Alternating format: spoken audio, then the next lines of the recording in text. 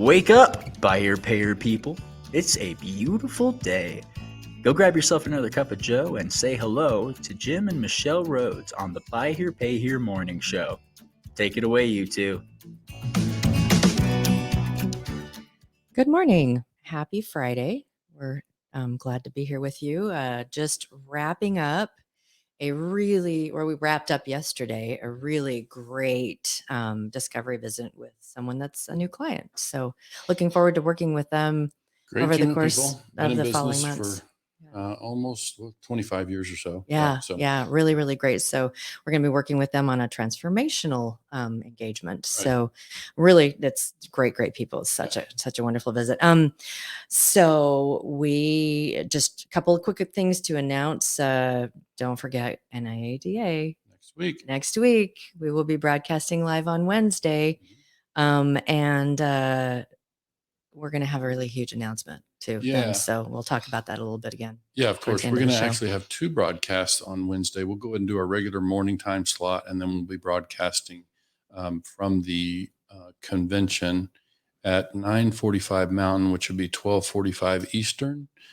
So they'll be able to find us at that time of day live as well. Yeah, absolutely. And then just so you all know, we will be in Albuquerque most of the day on Monday. So if there's any dealers out there that would like us just to kind of swing in and say, hey, let us know. I know we already have one dealer that we're going to stop in and probably say hi or connect with us somehow. Like the dealer's not there, but we may still stop and see the facility. So. And then when we're in Vegas, we'll be, if there's any dealers out there that would like us to swing in, we'll be, be able to take a couple on Tuesday or Thursday to swing in and talk to them.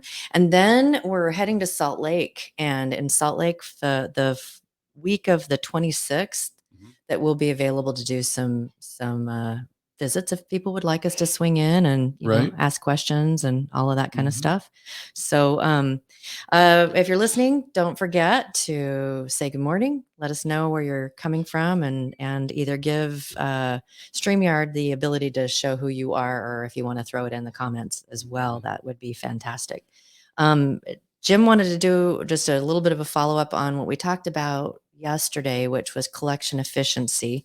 Right. So I just wanted to get back in there and give some actual numbers from some of our clients. And so I just pulled one. In fact, I'm just looking at the screen now. So, this is a client with a good sized portfolio, probably 1,700 contracts or so, maybe 1,600.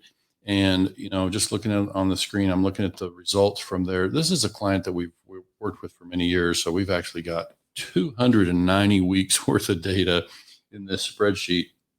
And if I look at, for example, their last 10 weeks, as I said in the last session, that we do collection efficiency typically on a 10-week rolling average, and they're actually at 100.6% across the 10 weeks. Now that'll come up and down. They've been, typically around 97, and across their entire history, they're at 96.7% for the time we've been measuring that. But that the dealer is projected on average to bring in 164 grand a week, 164, 125. That's contractually projected again. So that would be all dollars projected. And then they actually bring in 165, 113. So yeah, just it's incredible what can be. And keep in mind, we're filtering payments greater than $800 out of that. So, if you want any more information on how to be able to start collecting or tracking your collection efficiency, please feel free to reach out. Today's topic, Jim and I had we always talk work. And we were discussing some of the things that we wanted to be able to start sharing with everyone out there. And so we decided that we wanted to go into something that's kind of meaty and something that we typically share in an engagement. Right.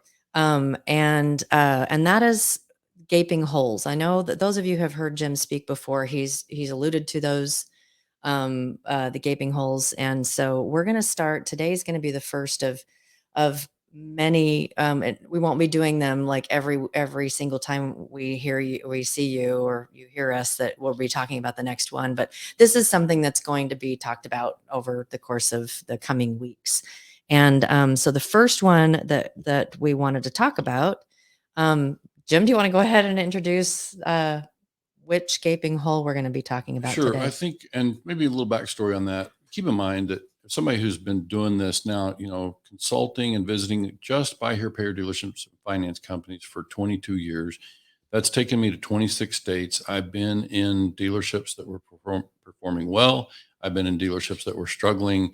You obviously learn a lot. I always say when I go out and do these visits, I learn as much as I teach when I go into these dealerships and finance companies. And so one of the things that has come up, and one of the things that we certainly try to share with our clients is how to protect them. You might put it in the category of risk mitigation, but it's really about plugging holes to create checks and balances, safeguards to protect the dealer against.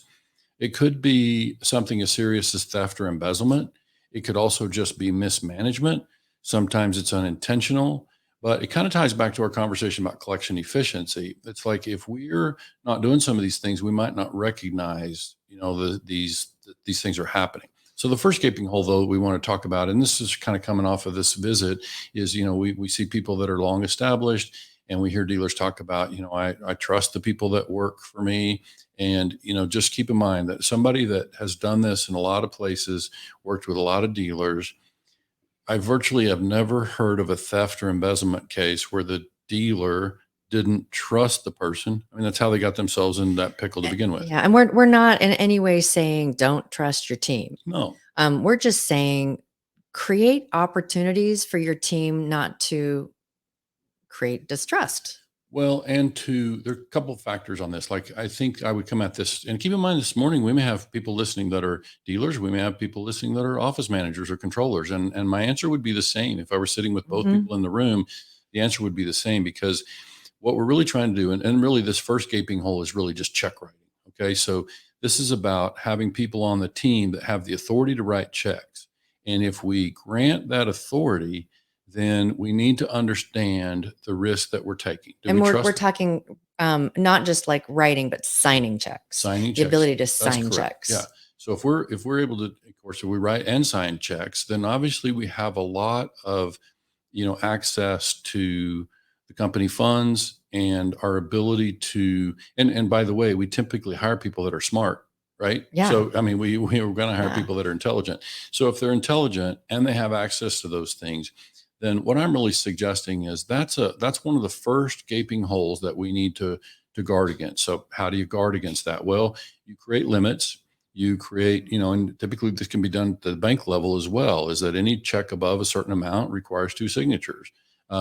Typically we'd like to see somebody else sign off on the checks, and make sure that somebody else is in the loop on authorizing those checks and whatever method that looks like. But this is really just about, let's think about two things. Let's look at the dealer side and say, when we grant that authority to write checks like that, we make ourselves vulnerable to some sort of embezzlement. And we've seen some big ones. I personally had a manager who was a partner at the time who embezzled about $14,000. Thankfully, I caught it fairly early. We were able to recover, but it was really through the checkbook. And they were doing some pretty creative things with the checkbook to be able to put money in their pocket. Now let's kind of talk that, like we said before, obviously you're going to hire people that you trust. You wouldn't hire them. You wouldn't hand a checkbook to them if you didn't trust them. Sure. And and we're not saying that people are intrinsically untrustworthy No, of at course not. all. But what we're saying is that real life happens. Yeah. And And the way I like to yeah. say it is we're talking about safeguards that keep honest people honest. So this is about, putting safeguards and putting measures in place so that we are able to, protect against those things that, could happen. And we just like to keep that door closed. And this is not about, this is, now if we think about the office manager side of this, or whoever might have the authority to write these checks, if I'm in that position, I don't really want that responsibility. And I don't really want to be in the circle of suspicion if there's a problem. So I think the best way I protect, and this is where, a dealer principal or supervisor has the opportunity to step in and protect themselves and to protect the person who's, carrying out those functions. So that's why I say if I were in that position, and I've traditionally done that, we'll talk about, in the weeks to come, we'll talk about the other things that we see that, Mhm. make dealers vulnerable. Sometimes that's inside the software. Sometimes it's cash management. There are going to be some other things that we see that, can create leakage. And Mhm. sometimes that leakage is just simple mismanagement. Sometimes it's outright theft. And so it's not a fun thing to think about, but it's like, it's typically totally, um, avoidable if we'll just take some safeguards, put some policies in place. And yes, it might be, we tend to do these things in the interest of expedience. We Mhm. want to get checks out and we want to get our vendors taken care of, whatever. And that's understandable. But what really is saying is in the interest of expedience, we're putting ourselves at risk. Mhm. And it doesn't mean that the person who's got that authority today is not trustworthy and that they have good intentions. We just have seen that, when you've done what I've done and you've been in these dealerships and you've come in behind these situations, when people, develop something serious and traumatic in And their life. what I think is like, I can imagine that there's a lot of dealers out there. They're going to go, oh, not my team. Yeah. It's my sister-in-law. Yeah. It's my mom. Yeah. It's, Yep. someone, a person I've known for forever, or they've worked with me forever, and I can trust them. I would trust them with my children. Yeah. I And, would, as I hear that, it reminds me of the dealer I worked with in the central part of the US who told me, I've known this guy since the third grade. And he stole probably $100,000 from that dealer. Is that a big enough okay. number? So, and so is it about, here's the question though. Is it about that we're bad judges of character? I say no. I say No. that, that we can tell if it's someone that we love and we trust.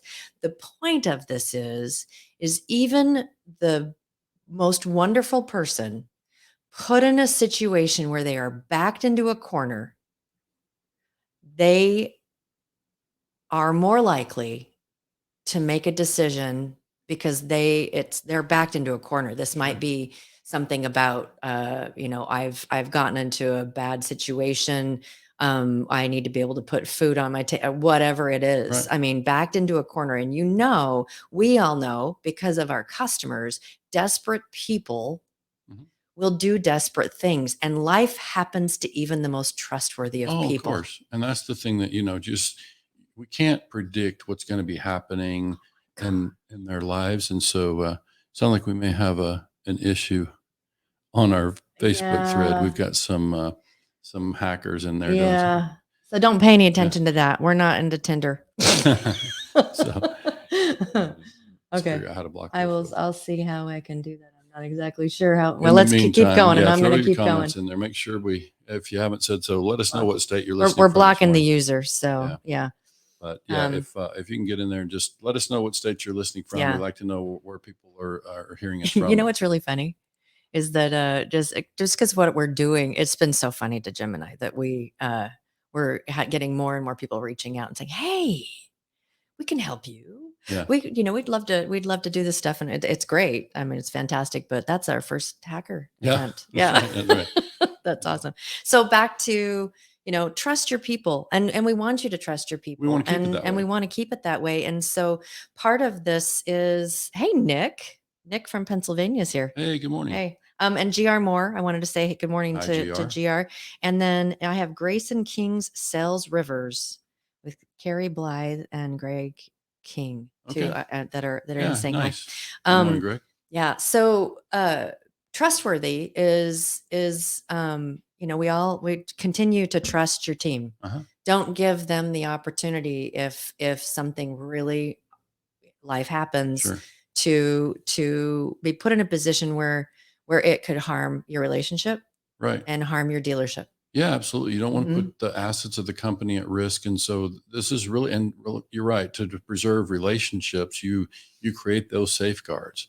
And so it's really just, don't put yourself in a position where an employee's life could change. They find some stress or some some pressure from something personal that's happening in their lives. I've seen, family members develop a drug problem, or there's legal problems, or it's, obviously somebody's trying to keep their child from going to jail. They'll probably take some pretty drastic measures to, Mhm. in that situation. We've seen gambling problems develop. And so, they're just things like that that can be a very real issue. And so we just want to guard against those things. And again, this is just about having appropriate checks and balances in our business. And that's just one of them. We'll take you inside some of the others in Oh the weeks yeah, to we've come. got a good list of Yeah. things that we, especially when we first step into engagement, it's kind of like the discovery slash orientation, whatever. These are typically some of the first things, especially when we're launching. Right. These are the first things that we teach people, Mhm. and it really does in the industry save Sure. them a lot of heartache, headache, and money ache. And it's sometimes easier for us, obviously, to come in and have those conversations with the people, and Yeah. they know that it's coming from somebody outside who's just stepping in and say, "These are normal protocols. Like this is something that we typically Mhm. should have in place." And so sometimes it's easier, sometimes hard for dealers, nature of the relationship with these people, to have, the conversations. But yeah, we're prepared to do that. You might want to make an announcement about the boardroom. Because I saw that Hugo is in, Oh, and nice. Good Hugo morning, said, Hugo. what was the Texas? It's already blazing hot. Yeah. Already sweating in Texas heat here. Good morning, Hugo, 8 a.m. Um, we will be broadcasting live in the boardroom as well on Monday. Right. So we wanted to let everybody know that So any of that's, our listeners who are not familiar with the boardroom, if you oh, yeah. that's another one of the the Buy Here Pay Here Facebook groups. Yes. So and our friends and colleagues over at Butler Sanchez Mhm. started that group some time ago, and so we're pleased to be offered the opportunity to broadcast live in there. So starting Monday, we'll be over Absolutely. there in that group as well. Yeah. Anything else you want to add on gaping holes before we kind of move into No, a couple of other I things? think we pretty well covered that. Excellent. There's more on the future subjects, but for Yeah. that one, So if you've got any questions on that, feel free to reach out, and we can help in any way we can. yeah, So there's a couple of things that we wanted to also chat about.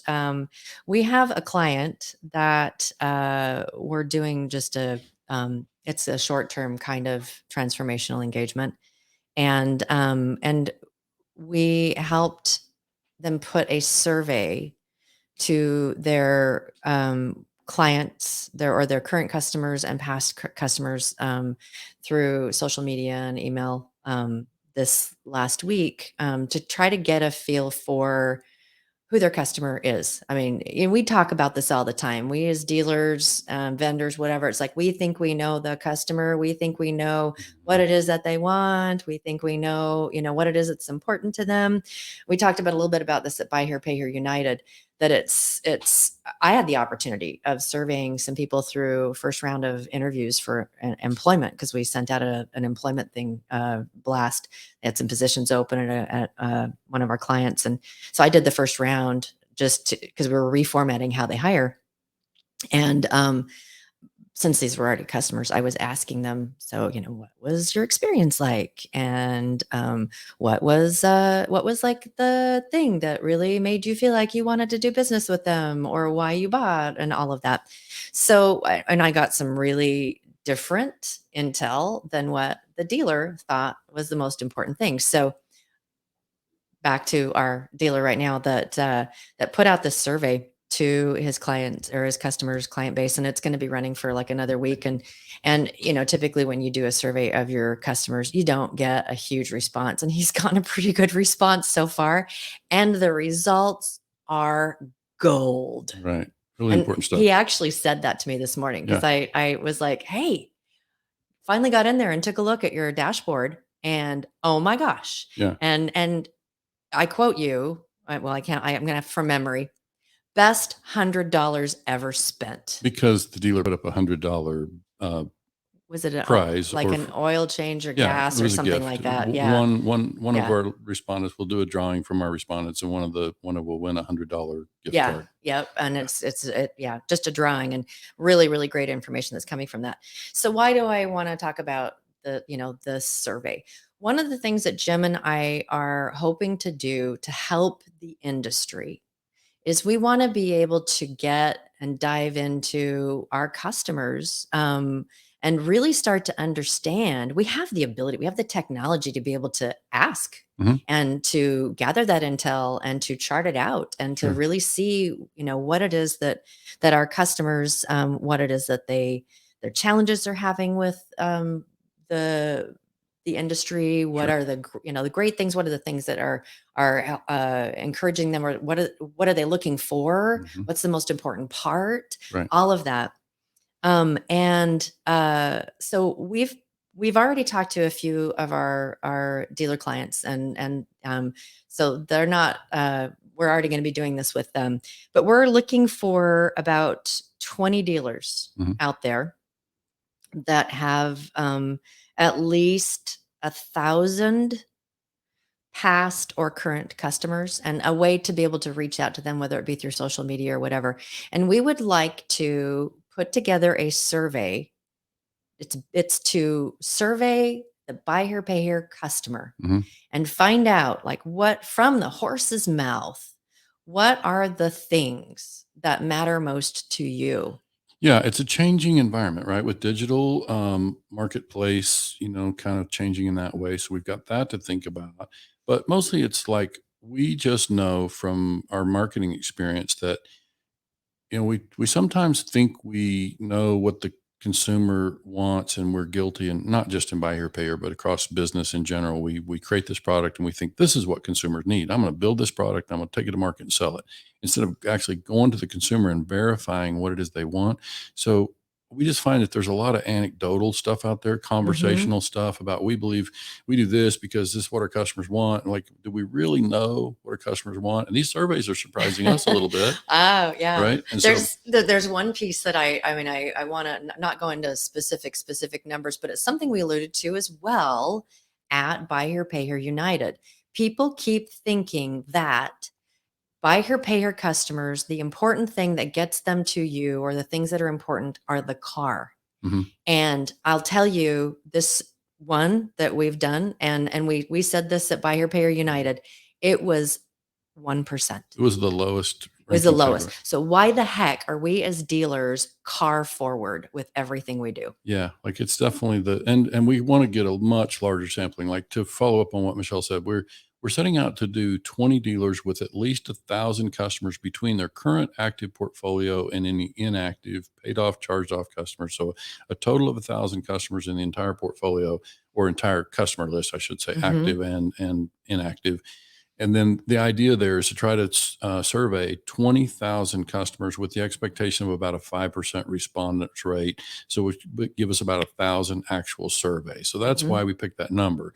And so if you're a dealer with that kind of portfolio size, we'd love to talk to you if you're interested. We have some dealers who've, and if you've already announced that, we're aware of the ones that have already, and we've spoken Yeah, directly yeah, to we some. have. So we have some that are already Uh-huh. committed to do that. And the survey we're working on it, we'll have it ready to go out And so shortly. this is something that we're offering to dealers, these 20 dealers, for free. Right. I mean, there is zero. The only thing that the Octane Group, Jim and Michelle, are going to be getting from this is aggregate data Right. that we can share with all the dealers that are out there. So if you want to participate in this, we will also be we'll be sharing, actually, you're going to have your aggregate data. So you're going to be able to see your customer base. Mhm. So for your dealership, we will also share with you the aggregate of all of the dealers out there.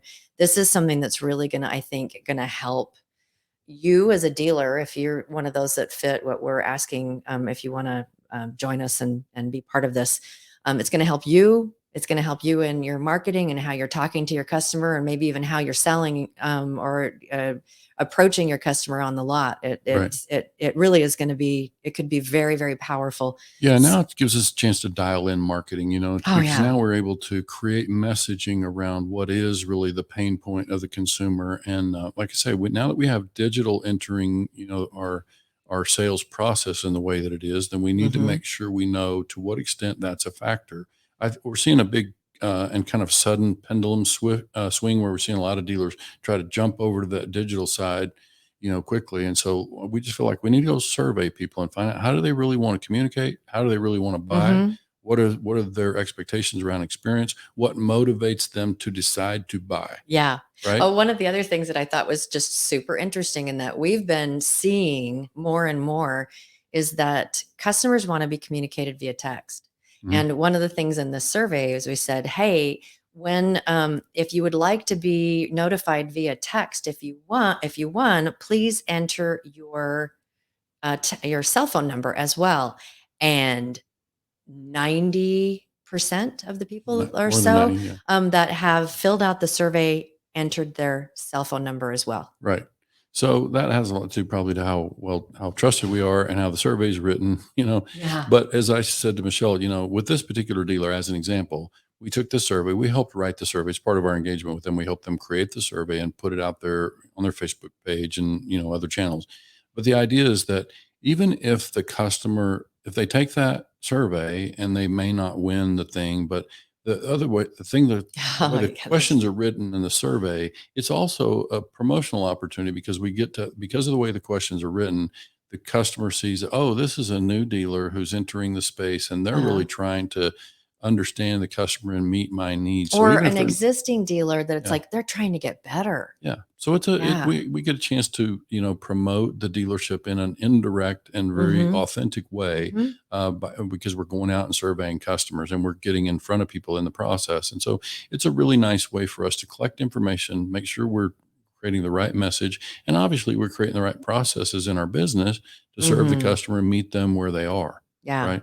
So we're excited about that. If you're interested, private message or Jim or myself on social media, LinkedIn. Yeah. Go to the website and do a comment form, whatever. Those of you who have his Jim's phone number, send him a text. Please, let's Because get we this do thing underway. texts Yep. too. Yep. So for our, we're going to wrap up. It looks like a little bit early, unless you've got something else that you want to chat about. No, I just Before we would go. remind Okay. folks that our stops coming up between now and the end of Yeah. July. We've got, of course, short stop in Albuquerque. We've got Vegas. We've got Mhm. Salt Lake City. We will be in Austin for TIADA at the Oh yeah, third that's week in coming up July. too. And so we'd love to call on some dealers while we're down in that neck of the woods as well. Yeah, before or after. Right.